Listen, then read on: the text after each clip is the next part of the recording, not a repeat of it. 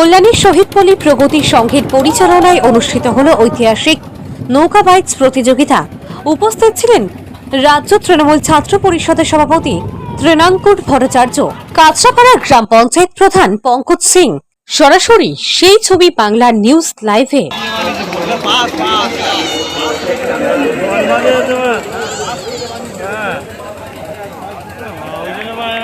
জল বাঁধছে না, নৌকায় স্পিড নেই।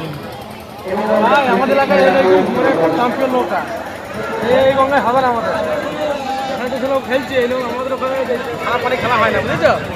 খারাপ পানি খেলা।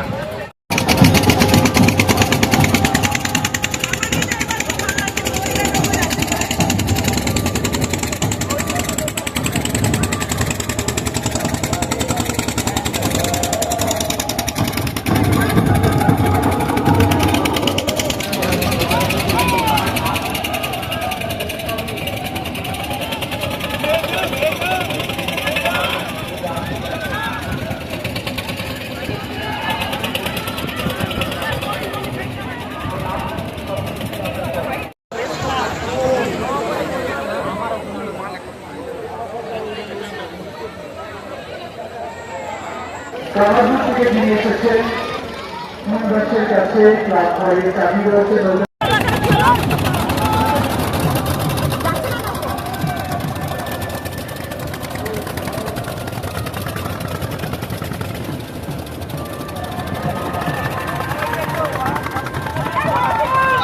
গ্রাম পঞ্চায়েতের একটা ঐতিহ্যবাহী নৌকা অনুষ্ঠিত হচ্ছে, কি বলবেন এই বিষয়ে?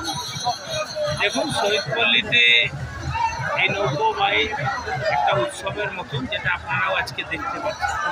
করোনার এই কারণে কিছু বছর বন্ধ ছিল, কিন্তু এইবার শহীদপল্লীর সকলে মিলে এই উদ্যোগ নিয়েছে। নৌকো বাইচ কমিটি তাদের উদ্যোগে যথেষ্ট মানুষ সাড়া দিয়ে এই নৌকো বাইচ প্রতিযোগিতা এসছে। 4-5 বছর তো বন্ধ ছিল। হ্যাঁ, ওইটাই বললাম। এইবার ধরে নিন বিভিন্ন প্রান্ত থেকে নৌকো এসছে, খুব সুন্দরভাবে সুস্থভাবে প্রোগ্রামটা হয়েছে, কোনো ইনসিডেন্ট হয়নি। আমরা এইভাবেই সবাই মিলে পরিকল্পনাটা করেছিলাম। সকলকেই ধন্যবাদ জানাই। এই প্রোগ্রাম আবার এর থেকেও বেটার আগামী বছর যাতে হয়, এই আশা রেখে আজকে বহু বছর পর আবার ওই ঐতিহ্যবাহী নৌকা বাইচ অনুষ্ঠিত হচ্ছে। সত্যি এটা দারুণ পরিবেশ।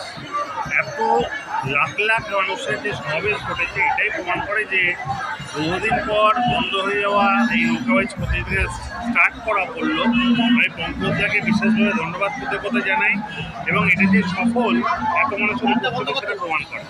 সত্যি আজকে প্রায় 30 বছর হয়ে গেল, মাঝে কয়েকটা দিন বন্ধ হয়েছিল, কিন্তু তারপর যেটা চালু করলো আমি কৃতজ্ঞতা জানাই। পঙ্কজদার কথা দিয়েছিলেন এখানকার মানুষদের যে তিনি তার চেষ্টা করবেন।